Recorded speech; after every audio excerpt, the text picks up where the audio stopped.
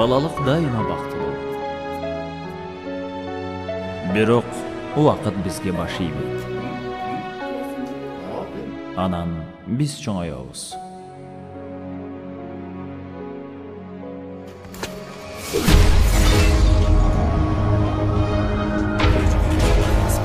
Biz бактыбыз үчүн күрөшөбүз.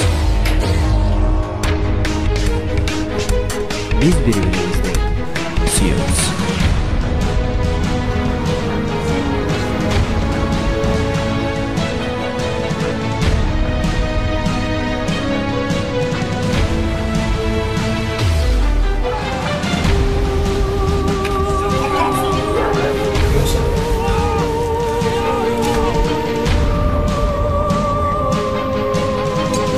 Бирок өмүр ченелүү.